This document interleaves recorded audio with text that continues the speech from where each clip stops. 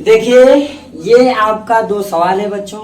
Yes sir. इन सवालों में आपको दर समीकरण और कोटि बतानी है। क्या बतानी है? दर समीकरण और कोटि। सबसे पहले कल आप लोग पढ़े थे बच्चों कि जो अभिक्रिया में अभिकारक क्या करेगा? भाग लेगा, और अभिकारक में जो सक्रिय होगा वह क्या होगा? वह अभिक्रिया की कोटि की निर्धारण में मदद करेगा। कल इस बात को हमने पढ़ा कि अभिकारकों में जो अभिकारक होंगे, जो अभिकारक अंश अभिक्रिया के लिए एक्टिव होगा, अभिक्रिया के लिए सक्रिय होगा, समझ में आ रहा है, जिसकी मदद से ये उत्पाद का निर्माण होगा। ठीक, और अभिक्रिया में जो भाग ले रहा है, क्या ये पूरी तरह से जो अभिकारक है संपूर्ण रूप से नष्ट होकर के उत्पाद बना रहा है क्या? एक बात। दूसरी बात आपने पढ़ा कि जब अभिकारक क्रिया करेगा तो अगर कोई एक एक्टिव है तो प्रथम कोटि, अगर दोनों एक्टिव है तो द्वितीय कोटि। आपने इस बात को पढ़ा था। यहाँ पर 2 एलिमेंट्स लिए गए हैं। हमें ये देखना है कि ये जो उत्पाद हमें मिला है, इस उत्पाद के बनने में क्या एक सक्रिय है या ये दोनों सक्रिय है, इसे हमें देखना है। दोनों अभिक्रिया करके ये बना रहे हैं कि किसी एक के क्रिया से ये बन रहा है, कोई एक इसमें क्रिया करके ये बना रहा है, या दोनों आपस में सक्रिय होकर के ये बना रहे हैं। अगर दोनों की सक्रियता है तो कोटि आपकी द्वितीय होगी। इस बात को कल आपको बताया गया था। Any doubt? बच्चों, इस बात को देख के हमें बताना है कि क्या इसमें ये प्रथम कोटि की होगी या द्वितीय कोटि। बस इसे देख के आसानी से बताना है। देखो, सबसे पहली बात देखिए ध्यान से, इसमें यहाँ पर बच्चों NO है और ये O3 है। ये NO और O3 दोनों अभिकारक है बच्चों।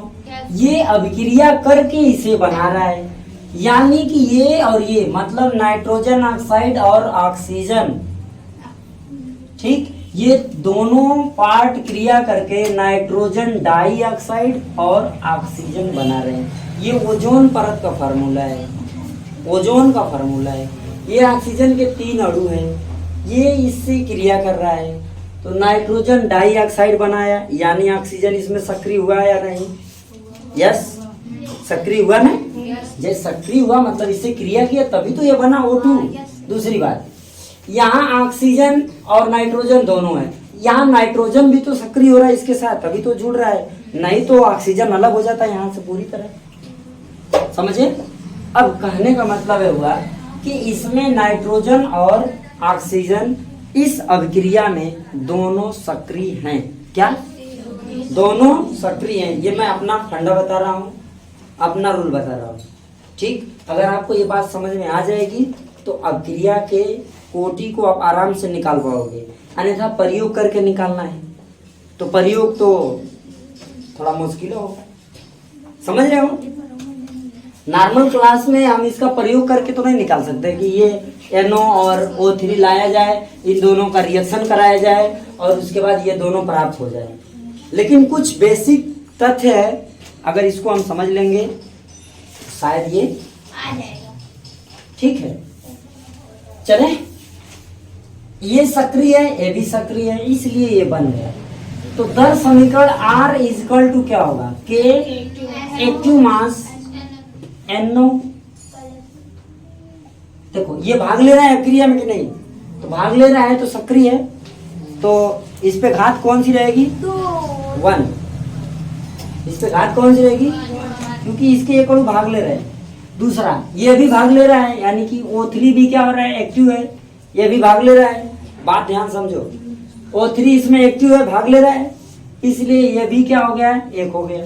तो एक पावर इस पे और एक पावर इस पे हुआ है।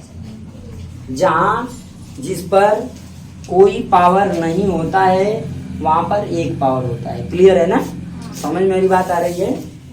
जिस अभिकारक की सांद्रता पर किसी प्रकार का कोई पावर नहीं होता, इसका मतलब उस पे कितना पावर है बच्चों? 1 पावर है।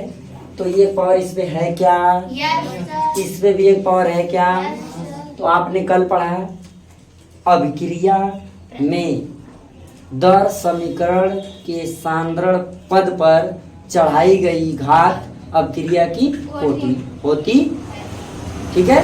या फिर कह सकते हैं वह अभिक्रिया, सुनो, या फिर कह सकते हैं वह अभिक्रिया जिसमें अभिकारक के सांद्रता पद पर, ठीक है, शून्य घात होता है, वह अभिक्रिया की शून्य कोटि की अभिक्रिया कहलाती। तो लेकिन यहाँ पर शून्य कोटि तो है ना, यहाँ पर अब क्या है कि यहाँ पर एक पद, एक घात है और एक घात, यहाँ दो घात हुआ इसमें, तो सांद्रता पद पे यानी सांद्रता के ऊपर कितनी घात लगी है? दो घात। तो ये अभिक्रिया की कौन सी कोटि होगी? द्वितीय कोटि की अभिक्रिया कहलाएगी। बात समझ में आ रहा है? क्लियर हो रहा है बात? एकदम आराम से समझो। ये है ये देखो, यहाँ NO है और यहाँ पर O3 है, ये दोनों आपस में क्रिया कर रहे हैं, ये दोनों आपस में क्रिया कर रहे हैं। इसका मतलब ये दोनों आपस में सक्रिय हैं, तो NO2 बनाया और O2 बनाया, क्योंकि दोनों सक्रिय हैं तब ये बन रहा है, ठीक है, क्योंकि दोनों में कुछ ना कुछ कमी बेसी हो रहा है। हाँ, इसलिए ये क्या हो गया, इस पे एक घात हो गई, एक घात इस पे हो गई, तो ये कौन सी घात हो गई? तो ये कोटि कौन सी होगी? द्वितीय कोटि की अभिक्रिया होगी। क्लियर हुआ? आगे चले। दूसरा है, ये NO2 है, यहाँ NO हो गया और ये CO2 हो गया। बात ध्यान समझना, यहाँ पर इसका कोई भूमिका नहीं है, समझ रहे हो? ये अभिक्रिया में भाग नहीं ले रहा है, नाइट्रोजन ऑक्साइड अभिक्रिया में भाग ले रही है और नाइट्रोजन ऑक्साइड बना रहा है और कार्बन डाइऑक्साइड बन जा रहा है। इस कार्बन डाइऑक्साइड इसके साथ घुलने का काम नहीं कर रहा है, लेकिन इसमें से एक ऑक्सीजन इसके साथ मिल रहा है। इसका मतलब है कि इस अभिक्रिया में ये सक्रिय है, यानी नाइट्रोजन डाइऑक्साइड सक्रिय है, परंतु कार्बन मोनोऑक्साइड इसमें सक्रिय। समझ में आ रहा है? तो इसमें एक अंश सक्रिय है अच्छे से अभिक्रिया करने के लिए। तो इसलिए बच्चों जब इसका दर समीकरण लिखोगे तो R इजकल टू क्या हो जाएगा? K active mass NO2 power कितना कितना 1 2 3 5 का, ठीक पक्का? कितना पावर?